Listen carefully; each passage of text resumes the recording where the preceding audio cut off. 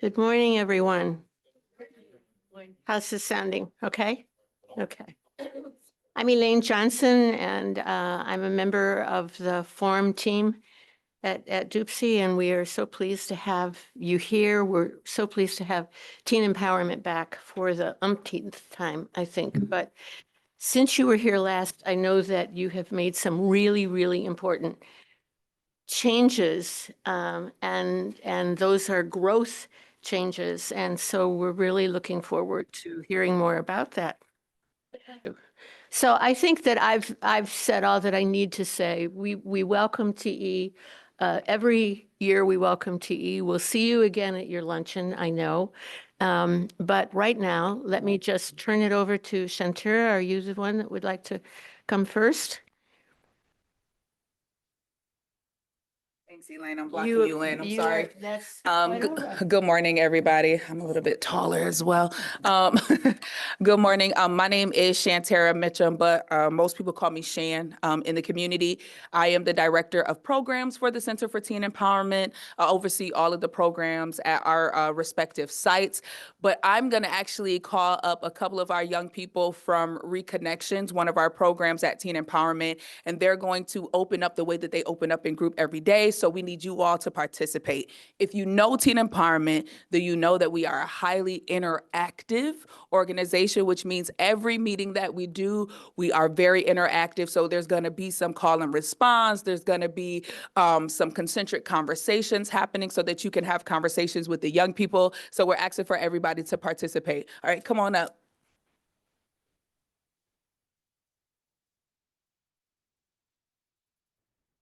Is this on? Okay. So before we begin, I would like to start us off with our call and response. May I ask y'all guys to follow along? Okay. Right up here? Yeah. Oh, there it is. Minute by minute, Minute by minute, hour by hour. hour by hour. If we lose our faith, If we lose our faith, then we lose our power. then we lose our power. Minute by minute, Minute by minute, hour by hour. hour by hour. If we lose our history, If we lose our history, then we lose our power. then we lose our power. Minute by minute, Minute by minute, hour by hour. hour by hour. If truth is light, If truth is light, then knowledge is power. then knowledge is power. So sharpen your eyes So sharpen your eyes and tune your ears and tune your ears so you know what you see so you know what you see and understand what you hear. and understand what you hear. If it is to be, If it is to be, if it is to be, if it is to be, then it's up to me. then it's up to me. Then it's up to me. Then it's up to me. Thank you.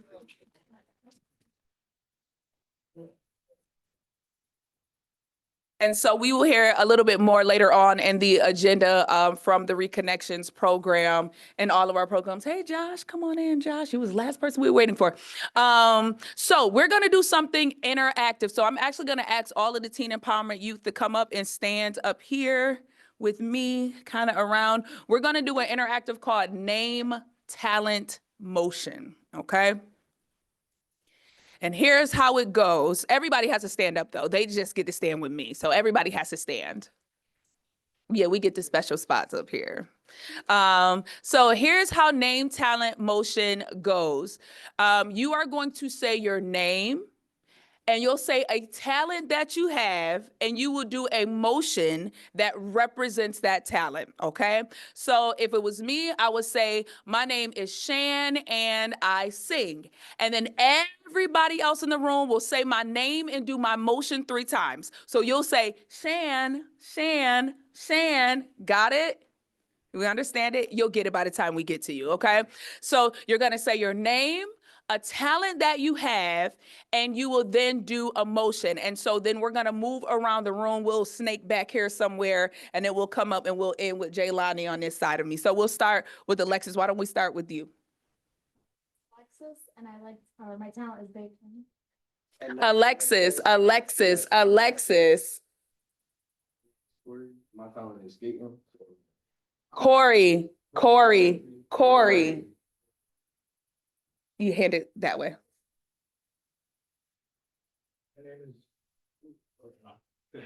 My name is David, and my talent is, I guess, thinking, too much thinking. David, David. I'm Sam. I'm going to say singing too. Sam. My name is Amber and mine is singing as well. Amber. Well, my name's Free and mine is the singing as well. Free. My name is Bob and my talent is teaching. Bob.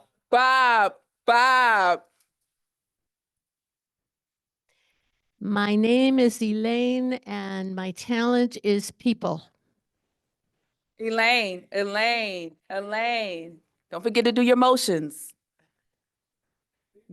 My name is Pat and my talent is karate. Ooh, can we get a motion with that?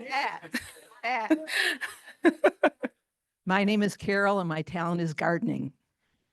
Carol. My name is Becky and my talent is baking also. Becky.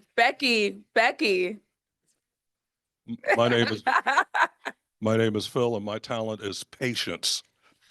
Phil. My name is Bob. My talent is not singing.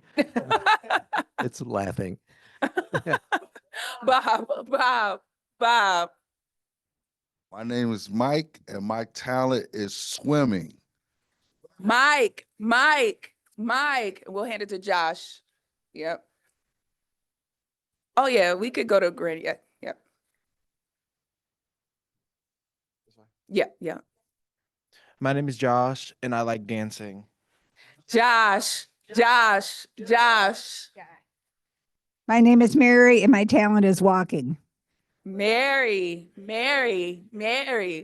My name is Helen. My talent is writing. Helen. My name is Grania and my talent also is writing. Grania. All right, go. Yep, there you go. My name is Amaria and my talent is doing lashes. Amaria. My name is Jaylani, and I like to play basketball. Jaylani. Okay, everybody give yourselves a round of applause. Let me get that. You can sit down now.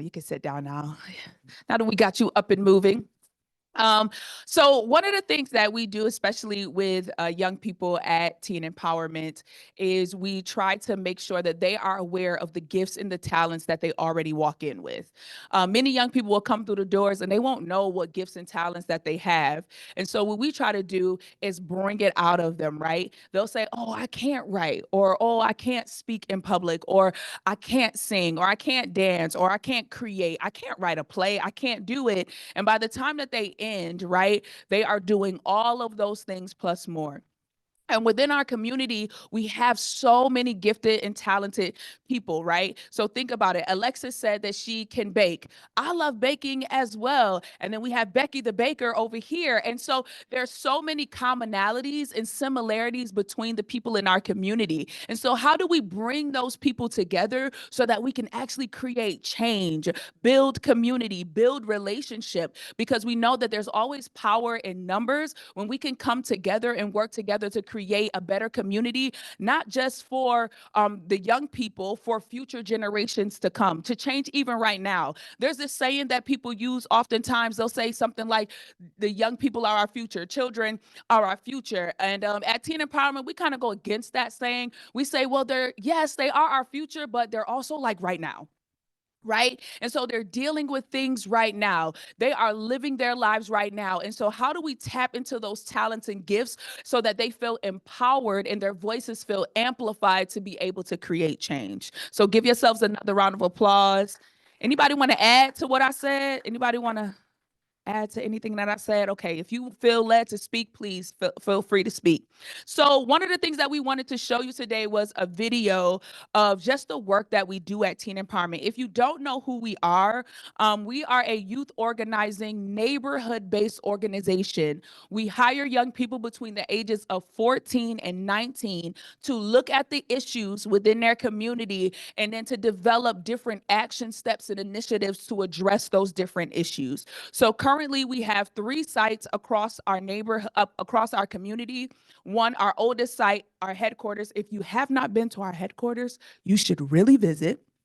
It is beautiful, newly done, newly furnished. That is on Genesee and Arnett. We also moved into the neighborhood hub on our east side, which is off of Goodman. And then we also have our 3rd site, which is on the north side of Rochester. Right now, we are in the Encompass building. But we have 3 sites, but we also have 4 programs. And so that the young people you heard from earlier, they are also located at our headquarters site, but they're in a different program than what you all might be used to because we just launched this program last year. So I want to cue up the video so that you all can learn a little bit more about who we are and what we do.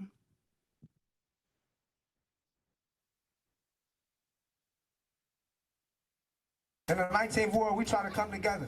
So Teen Empowerment gonna make that happen. You heard? Yeah, we gonna do it.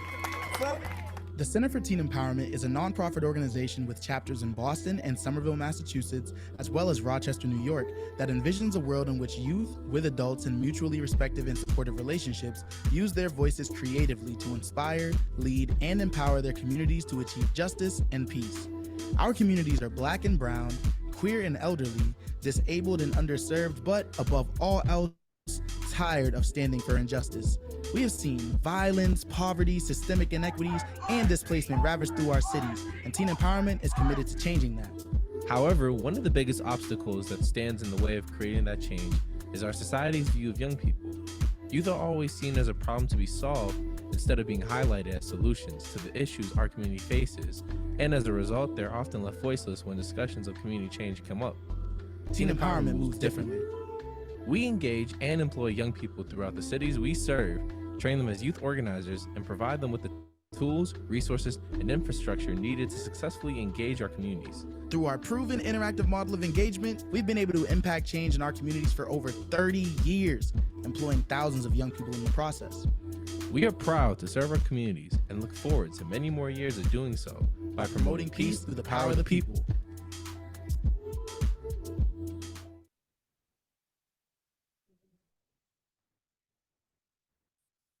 Now, we're really grateful because Doopsie has been a long-time supporter of Teen Empowerment. One of the things, I was just talking to Grania a little bit earlier, and I've been here for 18 years. So I started off as a youth organizer in the program in 2006, and now I'm the director of programs. So the other thing that's really amazing about the work that we do at Teen Empowerment is we create this leadership ladder where we're training the young people that we work with to then take on the leadership roles within our organization. So currently within our program, about 50% of our staff are former youth organizers who went through the program, experienced it, and are now in leadership roles. We actually have Fremonte with us today, who came on with us last year. He is, if you go to the headquarters, he is on our wall. That's how great Fremonte is. He made the wall of fame. He's huge on our wall at Teen Empowerment, but we want to inspire other young people to know that we don't want you just to experience the program that we are offering. We want you to feel capable and able to lead the program as well. So that's one of the other amazing things at Teen Empowerment. And in this video, what you are seeing, all of those videos that was shot like right outside of that building on Genesee and Arnett with the pictures on the front, that used to be like our staple. Now we've moved across the street and built a whole new headquarters that was created specifically by young people. SWBR architects met with our youth and said, what do you want this building to look like? What do you want it to feel like? What do you want in it? What are like the non-negotiables for building a new space? Because we knew that it was going to be a space for young people. And so they didn't really, I mean, they cared about what we thought as the adults, but they really wanted to hear from the young people. And I'm really glad to say say that the space is so youth friendly. They love it. The names of the spaces. So like, you know, those names that we'll call a conference room, we don't call them conference rooms at Teen Empowerment. We call them spark tanks, right? And these are the things that the young people came up with because they wanted to think outside of the box, right? And so our group room that we used to just refer to as group room is now called Empowerment Hall because young people feel empowered in those spaces. So our future studio space is called the Creation Station, where they go to meditate because we have a room for meditation within Teen Empowerment. It's called the Zen Den, and that is probably one of the most popular spaces, if you can imagine, where young people always go to hang out. And so that new space has created even more opportunities to have multiple programs in our space, but also the community has started to use that space a lot more. We get calls from community groups all the time saying, hey, can we host this? Can we meet here in your space? And we're so glad that we've become that beacon right there on the corner of Genesee and Arnett. Any questions before I move forward? Okay, so what I'm going to do is I'm going to have the young people kind of talk about, because like I said, we have 3 sites, but we have 4 programs that are operating. So I'm going to call up the young people. They'll talk about what site or program they're a part of and the things that they have been working on so far for the year. Teen Empowerment chooses, when we hire our young people, they choose the top 2 to 3 issues that they're going to focus on for the entire year. That is based off of the over 400 young people that we interview every single year. We use our interviews as focus groups. So we're not just looking for someone to hire to work with us. We're looking for, well, what are young people saying about what they are experiencing on a day-to-day basis? Because we want to address those issues. We don't want to bring young people in and say, here's what you're going to work on. We want to hear the voices of the young people. And so we're going to invite people up, maybe Fremonte and Alexis, if you all want to come up to talk about it. Fremonte is one of the program coordinators on our west side, and Alexis is one of the youth organizers. And then you can use this too.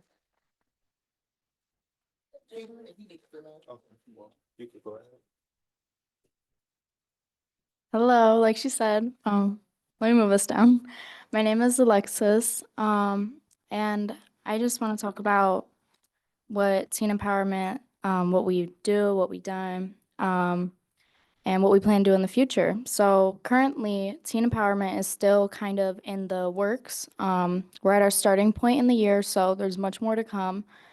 But what we have done so far, we've had multiple movie nights where we talk about our impact areas for this year.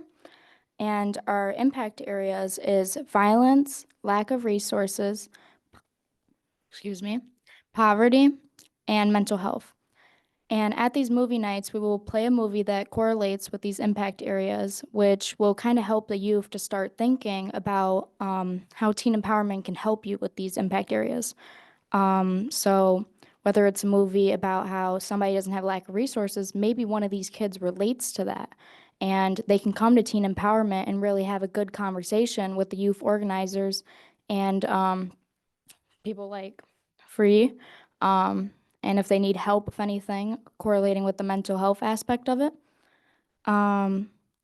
What we also have done, we have a bill we are trying to pass called the Solution Not Suspensions, which bans suspensions from kids in pre-K to 3rd grade, which is absolutely insane that you can even suspend a kid around that age.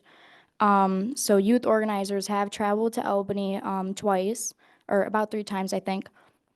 And they have tried to pass this, unsuccessful, but we did get some good responses. So hopefully this year we could pass it. What we want to do in the future, we want to connect with the youth through our impact areas at these events. So whether it's a kid comes up to you and they say, I really like what you guys are talking about, it can help them with the mental health. And just like Shan was saying, these kids, it's important. They aren't our future, but they're our now. So it's important that now these kids can understand you are worth it. You know what I mean? And a lot of kids with social media and just the pressure on them as youth that they're supposed to be bigger and better and, greater. Teen empowerment really gives them that space to come out and express their feelings, which helps them, put their best foot forward. So do you want to say anything? Yeah, sure. You guys hear me? So yeah, so another thing that I'll speak on is just one thing that I could say, well, there's plenty of things that I'm very proud of this group this year. But one of the biggest things that I can say is they rallied up numerous groups of youth, young people to come to our movie nights, whereas then they hosted them. They had, questions and a Q&A session afterwards, allowing the youth to ask questions. Whereas they're more enlightened, they're going home with more than they came with, educating the youth. They took a bunch of surveys, things like that. And yeah, it was a dope time. It was an amazing time. It was very informative. And yeah, like she said, it's the beginning of the year, so we still got a lot of things yet to come in the works, and these guys are putting their best foot forward with planning these events themselves, hosting these events themselves, creating their own poetry and pieces, performing them. Yeah, it's great, and it's a great process to be a part of.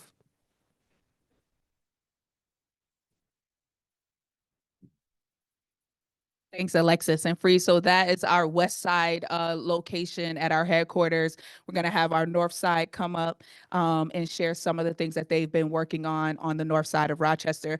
The north side site, just to say, is our newest site. It recently launched at the end of the summer last year. So we went through a process of trying to figure out, okay, what young people to hire. So we did countless focus groups throughout the year. We wanted to make sure that when we moved into the north side of Rochester, which is Dewey Ave, Lake Avenue area, Drive-In Park, we wanted to make sure when we moved into that area that we knew what was happening before we went in. And so we had these interviews, and Josh is one of the young people who actually went through those initial focus groups that we were like, oh, we have to bring him back because he knows what's happening in the community and he could really speak to it. So the north side site is our newest location. All right. Hi, my name is Josh Sanchez, and I have been working at Teen Empowerment for 7 months. And today I am here to tell you about TE Northside and my experience. I was first introduced to TE through Encompass, where Shan and Dev were leading a focus group. While it was the gift cards that initially brought me in, all right, it was the experience that truly sold me. I realized that here I had the opportunity to showcase my leadership skills, discuss issues I care about, and I was honestly amazed by the sense of empowerment I felt in that room. My first experience with the full TE initiative was at the culminating event. Being there, I quickly made friends with like-minded young people, just like me. It was the first time I saw such a large group of people working together so seamlessly, demonstrating incredible teamwork. I had a hard time finding anything negative about it. I still remember Leah, a former YO, presenting a poem that truly captivated me. I was inspired both by her words and by the possibilities of what we could do together. We then began working on TE Northside's impact areas for this year, which are mental health, education, homelessness, and violence. Our first initiative was supporting Number 7 School with their annual book drive. We got to be a part of community events that helped provide families with the resources they needed to ensure their kids had the tools for a proper education. It felt incredible to contribute in such a meaningful way. Next, we held our first solo event, a movie night where we watched Inside Out 2 and engaged in discussions with our peers about the emotions we're navigating as teens. We also talked about common mental health issues and how they show up in our community. It was an enlightening experience, and I could see the impact it had on everyone who attended. Then we hosted a family night where we had the chance to showcase our talents to our parents and siblings. It was my first time emceeing, and I absolutely loved it. For many of us, it was our first time on stage, and together we put on an awesome skit that brought everyone together. Our most recent event was Holler If You Hear Me, an open mic / karaoke night where we had over 80 young people in attendance. We provided our peers with a platform to express themselves through dance, poetry, and music. It was a lot of fun, and it really helps strengthen relationships among us. We just saw how much of a need there is for these kids, these kind of spaces in our city. Through these initiatives, we've also done trainings on writing, public speaking, and event planning. I truly feel that we are building the skills necessary to become strong community leaders, and we are making a real impact in our community. Looking ahead, on March 14th, we're hosting a board game and video game tournament at the Maplewood YMCA. We'll be completing surveys to gather feedback from our peers about their communities and the changes they'd like to see. We'd love for you to come join us and continue in this mission. Thank you.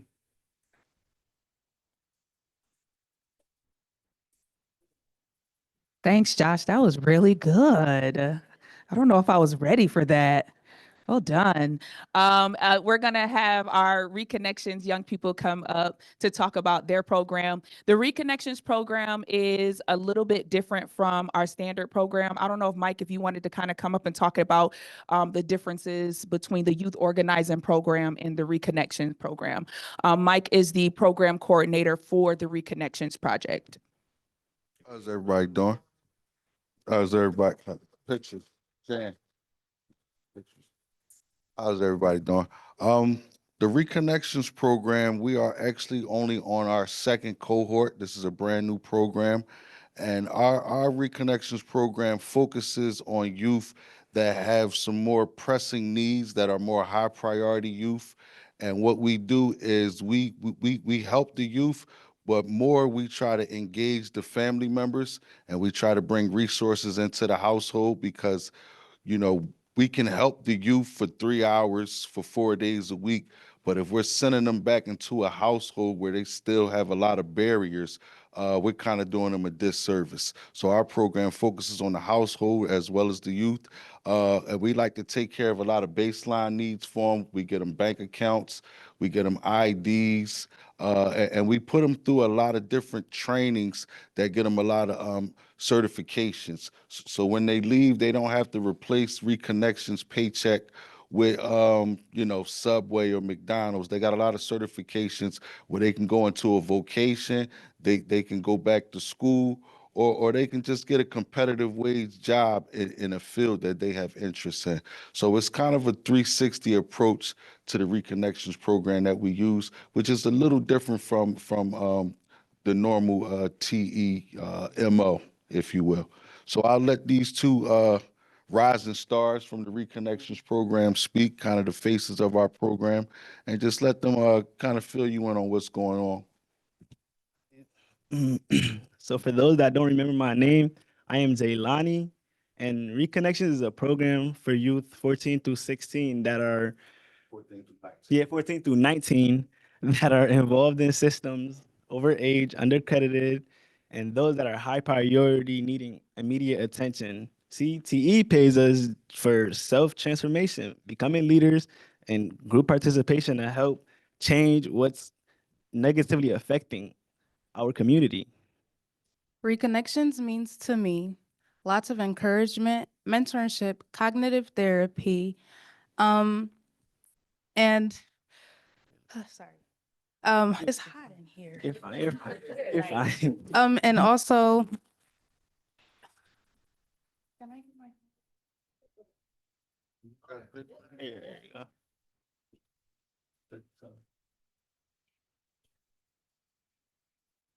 You can take it.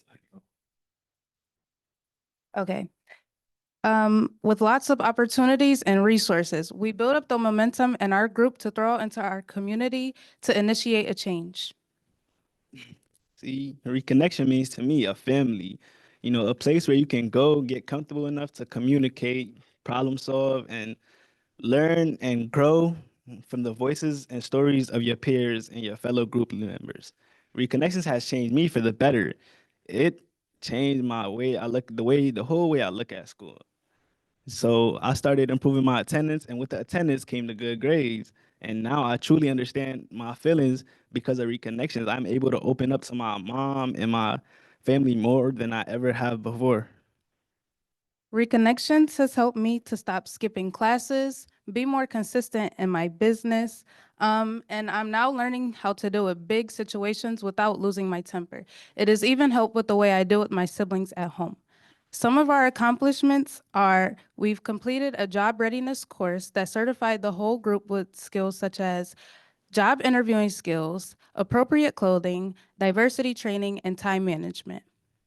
You know, before Reconnections, honestly, I was a shy kid. I was not outspoken, but Mike here, he encouraged me to speak up and use my voice, and that's why I am here today. And also, Reconnections has also provided opportunities for me that for jobs in a field that I will eventually work in, like law. That's why I'm actually been looking into law. So The program has shown me that there's a time and a place for everything.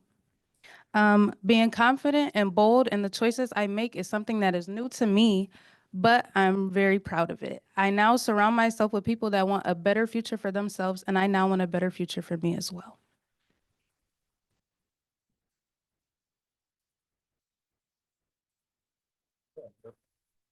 Thank you. Can we give it up for Reconnections one more time? One of the unique things about the Reconnections program is that when the pandemic happened, about 246 young people kind of just disappeared. Disappeared from school, stopped showing up. Those young people did not come back.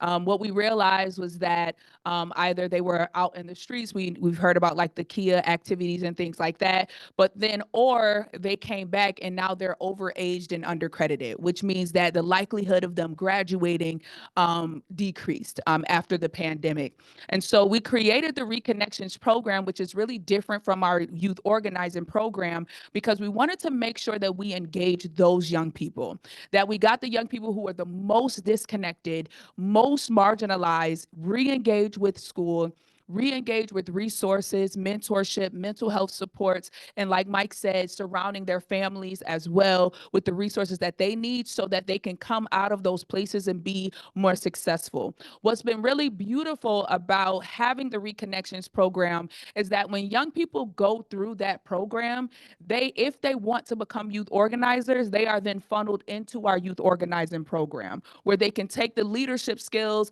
and develop them even more and start to speak out in the community, travel, speak to legislators and things like that. So we've actually hired, this year we hired 2 former Reconnections young people into our programs that were really, and they are amazing. Like Jaylani, when he walks into the building, and he walks past my office and he smiles, I just love it, right?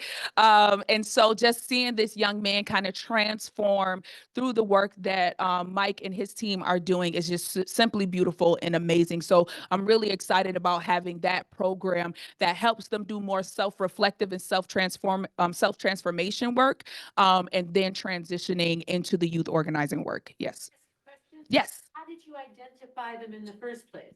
So we have a partnership with RCSD.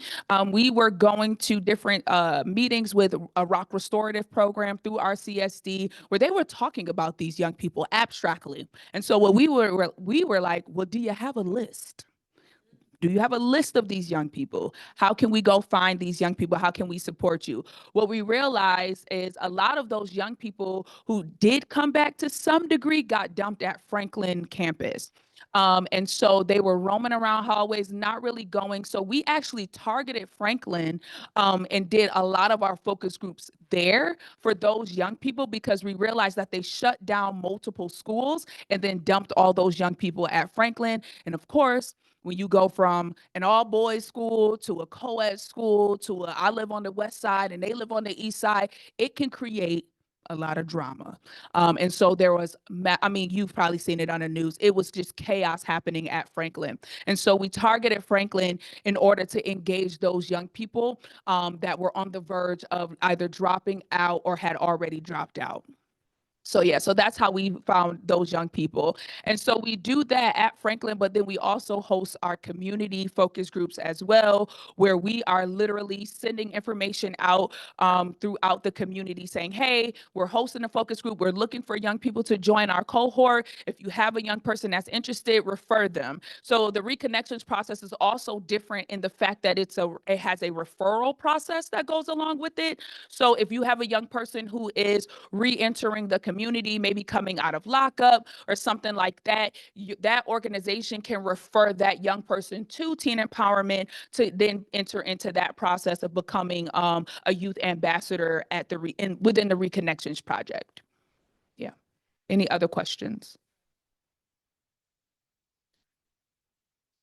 Okay, I got one more presentation. So is it about Reconnections? Because I have one more presentation. I want to make sure, I don't want to skip Ja'Cory from our east side. Ja'Cory is going to actually close out the presentations and then we can open it up for Q&A at the end. Ja'Cory is going to come up. Come on up, Ja'Cory, from our east side. He's going to reiterate some of the work that we've done and then close us out, and we will jump right into Q&A.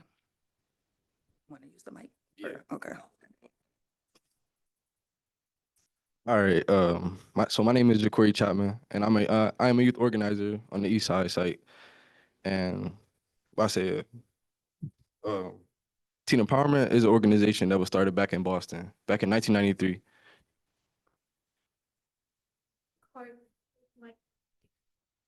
So was started back in Boston back in 1993, where the city was going through a lot of youth violences and death. And TE brought together a bunch of these young youth to hold a peace treaty, which which decreased most of the violence and death was going on in the city. 10 years later, a man by the name of Doug Ackley brought TE to Rochester, which it did the same thing it did in Boston. It decreased most of our death and youth, and our youth was getting back to education. It was getting back to their normal activities. I say TE hires youth from the ages of 14 to 19 to hold down the youth organizer position, and the youth organizer is a young person who advocates for other youth to talk about the areas of impact or issues that we create for ourselves that we could face as a team.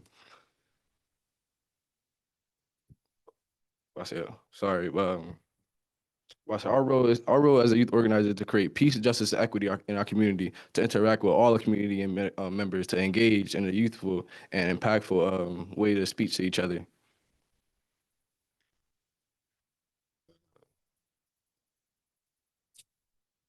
Sorry.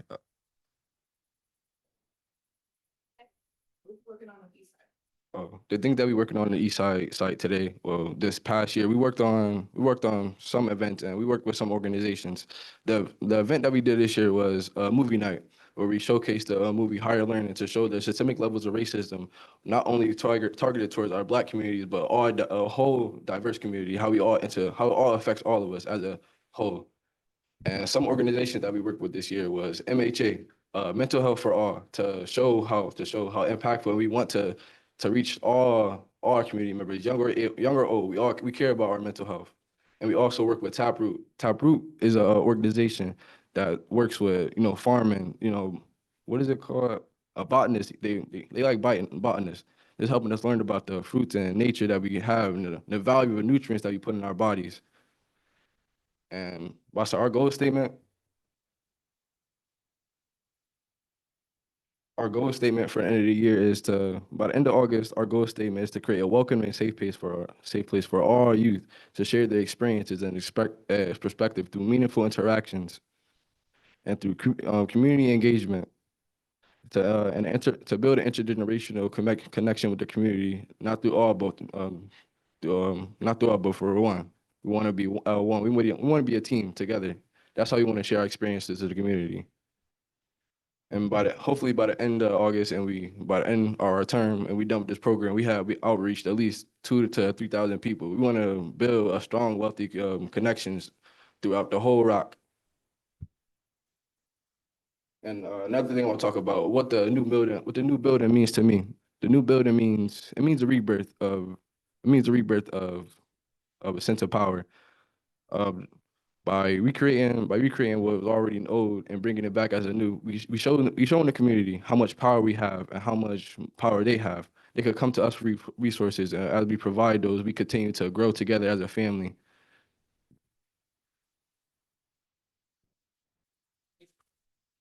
Thank you. So now just want to open it up for questions. I know we had a few questions, so yes. This is from Gail. Thanks, Pat. On Zoom, she has two questions. I'll state them both and answer as you will. What is the number of the bill that's concerning the school suspensions, and where does that stand now? And then she also says, regarding the Kia boys, are you able to work with any of them?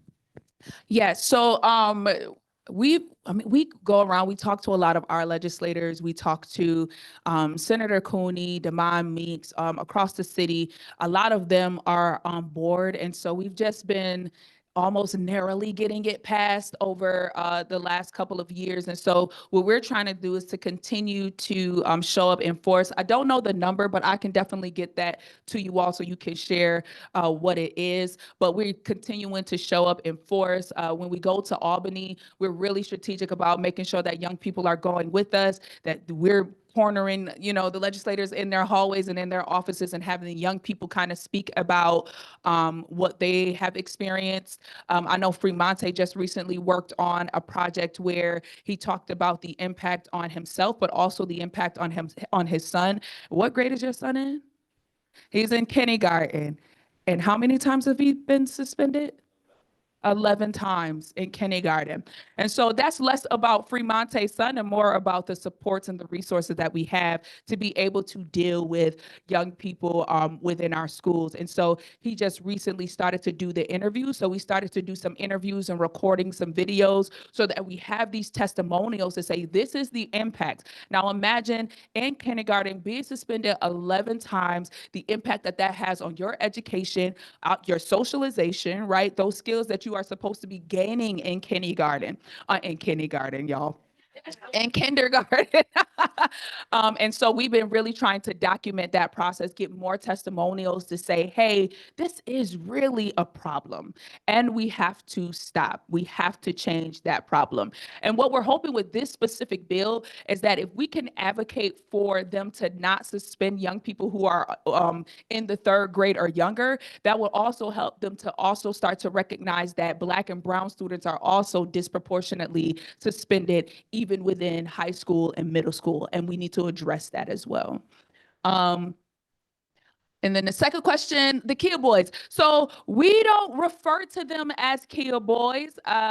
We believe that that name comes with a lot of negative connotations. It also comes with a reputation. And we also know that it's not just boys, is what we've also learned, that there are a lot of young women who also participate in these activities as well. Yes, we have. We have done several initiatives and events where we have actually secretly engaged these young people to come in to have a safe space, because we know that the connotation that comes along with the title of a Kia boy. We've had young people who we have brought into our program. Some young people have come into Reconnections that were involved. Do you want to speak to it, Mike? Okay. And just to answer your question a little bit, a lot of times the youth that are involved in the car theft, they would come through the Reconnections program. And when they come to us, we advocate for them. We go to court with them. We correspond with their probation officers. So we make sure that not only do we put them in programming, but the systems that they are involved with realize that they have supports and advocates for them. And a lot of times, you know, I've had kids that are involved with car theft, and we've went to court with them, and the judge has said, you know, if you guys didn't come today, we were going to lock him up. So when they see that support from the community, they're more lenient with the individual, and a lot of times that gives us some space to be able to ingratiate the young person into our program and kind of have them follow our lead. So a lot of times those young people do come to our program. We become advocates for them. And sometimes they stick with the program. And I've had a few young people who have fell off and went back to stealing cars again. But the crazy part about it is they come right back to the program as soon as they, you know, get out of their situation. They come right back and they want to work for us again. And sometimes we're able to hire them, sometimes we're not. But it just shows that the impact that we have on them is kind of withstanding. And they realize that we probably one of the few people in the community that are champions for them and that's advocating for them and pushing them to do something better and something great. So yes, to answer your question, we do engage with the young people that steal cars. Yes. The other thing that I want to point out is that we hire them, right? And so that also helps a little bit. One of the things that we've even offered for some parents who, because we also talk to parents who say, I don't know what to do. Like, I don't know what to do with my young person who is engaged in this activity. And we say, well, why don't you get his bus route transferred to teen empowerment? So then he doesn't have any time to leave school, go somewhere else, and then come back to work after doing something. And so now they're spending so much time at work, they're doing so much work, they don't have time to steal cars. They don't have time to engage in that activity while they're also working on themselves and also earning income, which they really need for their household. One of the things that we've constantly thought about was what are the services, and if this is systemic, right? We're talking now moving to systemic. What are the services and resources that come around for pretrial? If we have young people who are coming in, who are involved in car thefts and things like that, now do we release that young person to let them just go back out there? Or do we say, how do we wrap around this young person so that they have resources and opportunities to not engage with that? And so we've been really thinking about how we advocate more around pretrial services for young people who we know we're not going to lock them up. We don't want to lock them up. We just want to change and shift the mindset and the behavior. But you have to connect those young people to resources and opportunities in order to be able to do that. Tell me your name again. Sam, Sam, and then we'll come to Bob. okay. I'm curious about, because you indicated that some of the groups used as a major concern is violence. And I'm just wondering what kind of programming you have had and what your experience, some of you have experienced with the programming and how useful that might have been.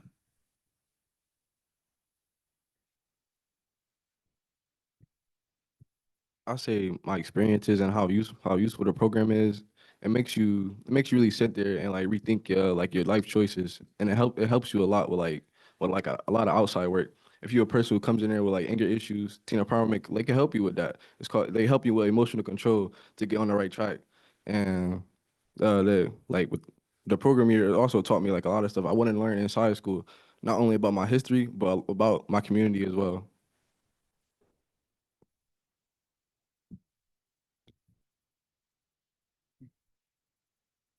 Something I have to say about that is that at work, they kind of engage in the kid's life. Like, let's say at school you got into a fight, teen empowerment would usually find out about that. And it kind of keeps these kids, not necessarily saying like check, but down the right path, because they want to keep their job. You know, they don't want to be caught fighting. So it kind of gives them that reminder, like maybe I should calm down and maybe I should de-escalate the situation.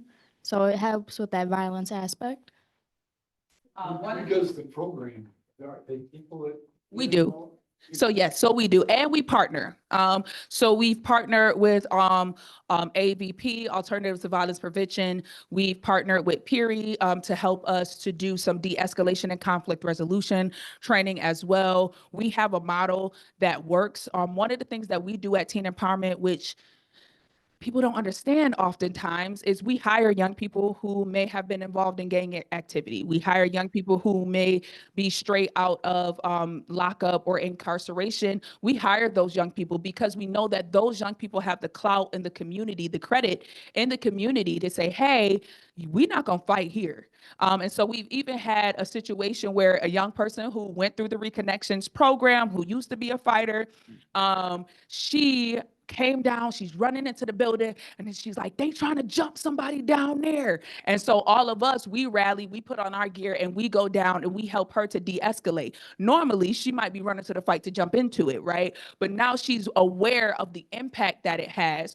One of the things on the kind of a Granular level is where we placed our sites.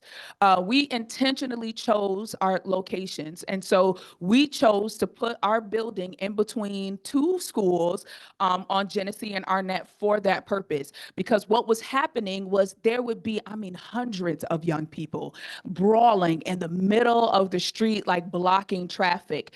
But what happened was they now knew that some folk from Teen Empowerment were actually going to come out and de-escalate. We would pull people inside of our building to keep them safe. So our staff also gets that training as well of how to engage, when to engage, right? So not to put yourself at danger or at risk. And a lot of times we try to intervene before. So if we see somebody talking and yelling and screaming, we'll try to engage before they actually get involved in the activity. We've done a survey over the last couple of years on the application process where it's talked about, do you feel safe in your community? We've had a huge increase of young people, and I don't want to lie about the number, who said they actually feel safer now. One of the things that we've been studying with this research firm called On the Ground Research is, why are young people feeling safer? Is it because teen empowerment's in the neighborhood, engaging young people, creating constant initiatives that show up in those spaces out in the open? Does it have to do with where young people are right now? It's a different landscape after the pandemic. People are not standing on corners like back in the day. And so how are we accessing those young people and engaging those young people? So we're doing a lot of research. We intentionally hire young people who have the credibility, who've been involved in negative activities, because they then can change and influence other young people to not engage. Ready for me? I'm ready, Bob. Okay. Come on down. I can't tell you how thrilled I am to hear about your Reconnection program. It's something that's been needed forever. I left teaching at Marshall High School 20 years ago, and things haven't changed a lot. Every teacher in that school had names on their roll books of children that they never saw.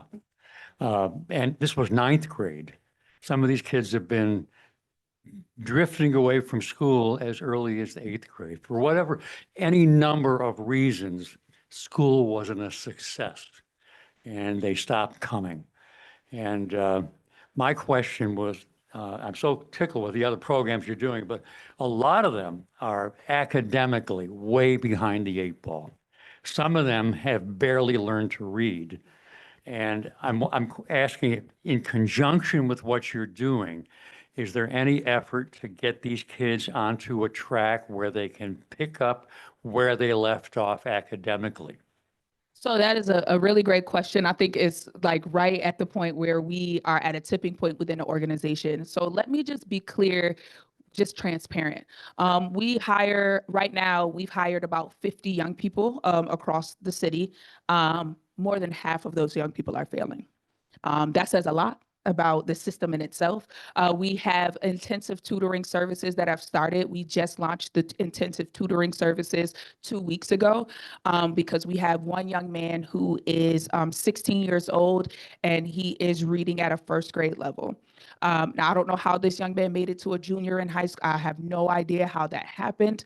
I do know how it happened. And so what we're trying to do is we're starting with the Reconnections Project to launch our intensive tutoring services. We're going to be partnering with AmeriCorps, who offered to also help to come in to tutor some of our young people. So that is actually something that our advocacy coordinator is building out right now, because what we know is that we can't have these brilliant, amazing young people who are working for us every day and they are flunking out of school. Like, we just can't have it. Our ultimate goal for anybody within our program, whether you are in school or out of school, is to make sure that you are on the right track, to re-engage you with school or engage you with a GED program. So that is ultimately our goal. So yes, we literally just launched our intensive tutoring program 2 weeks ago. Thank you.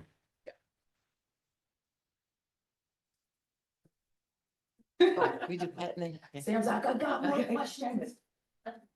Hi, I'm so excited about your program. 3 locations in Rochester. That's so wonderful.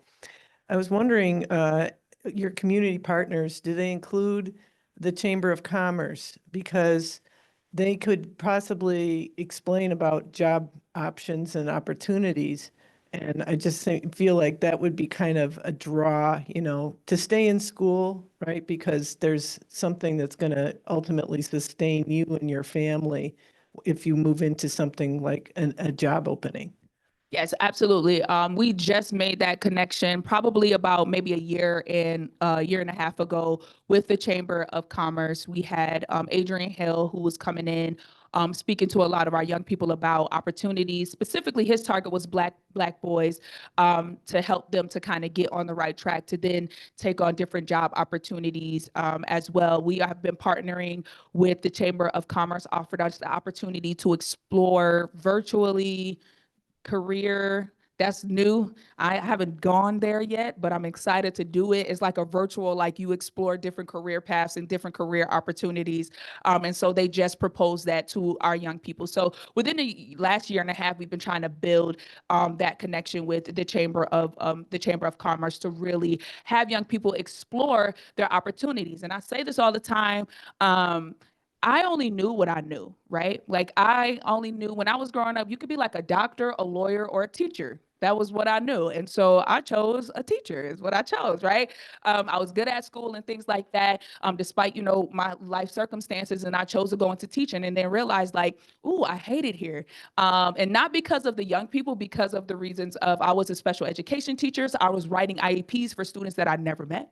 And lying pretty much. And so it was a lot that I was feeling and carrying within that system. And so I'm like, I need to go back to the work that really powers me up and gives me passion to keep moving forward. And so now we're trying to introduce young people to more career opportunities. I think Reconnections has a mentor come in every week almost.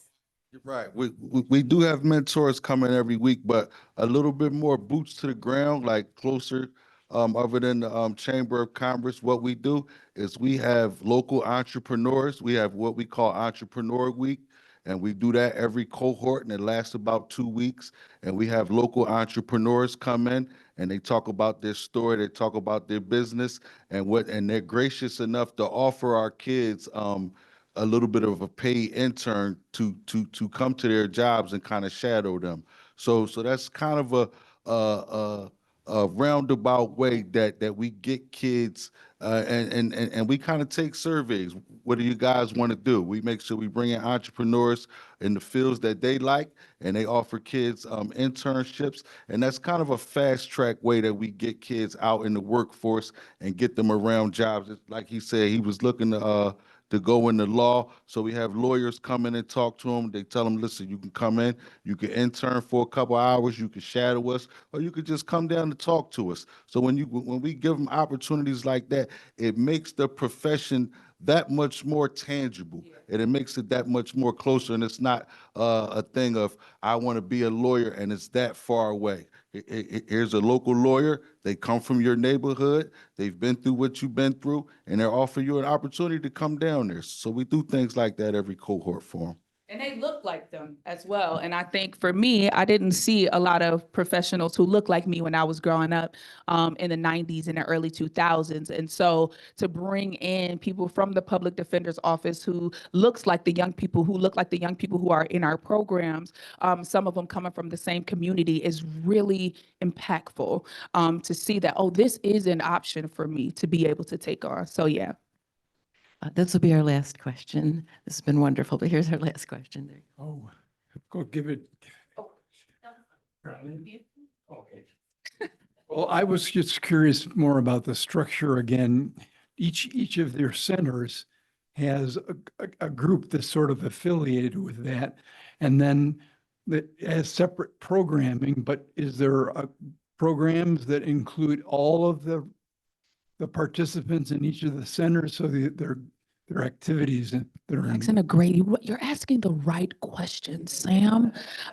Yes, absolutely. One of the reasons why we wanted 3 sites, well, we actually want 4 sites across the city, but that's a little ways off. But we wanted 3 sites for that reason. I feel like it puts us at a tipping point. If you don't know anything about Rochester culture, especially within our communities, there's this East Side versus West Side, North Side versus South Side beef that exists, and it has existed within those communities for a long time.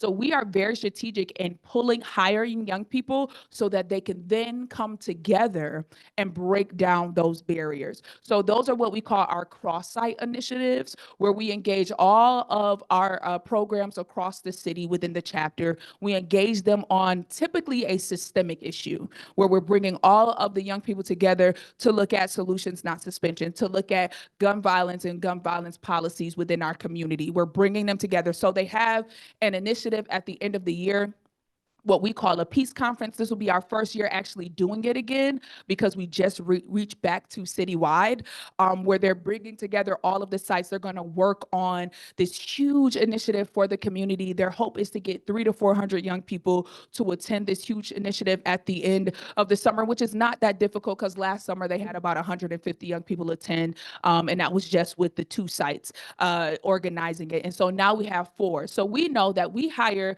12 to 15 young people within each of our programs.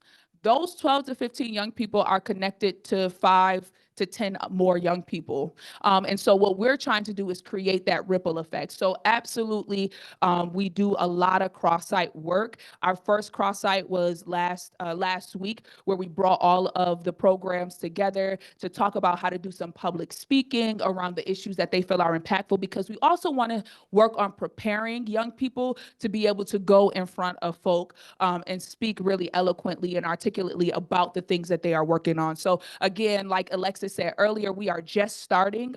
Young people got hired in January. So we are just starting. They will work with us through August, except for Reconnections. Reconnections program is a 24-week program.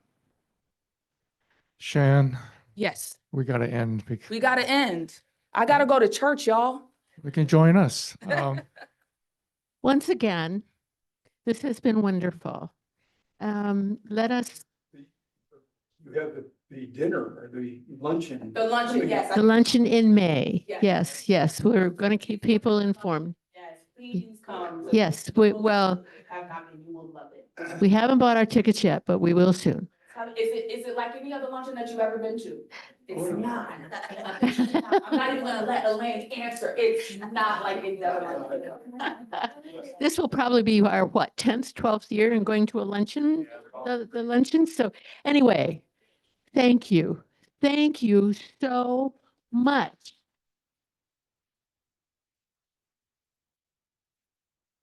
Each of you is precious, and together you make a dynamic team. And we're just so pleased to have you with us again. So yeah, now some of us go to church, and okay. Next week, who wants to talk about next week? For those, everybody who's here from downtown, we know that next week we're going to be talking about our church history. Our church's history, the 3 churches that formed Downtown United Presbyterian Church. They're 200 years old, and that 200-year history kind of reflects American history, white American history in that time. So we'll be talking a little bit about that. T, thank you so much. Shan, thank you so much. It is so impressive. Keep it up. We'll see you at the luncheon.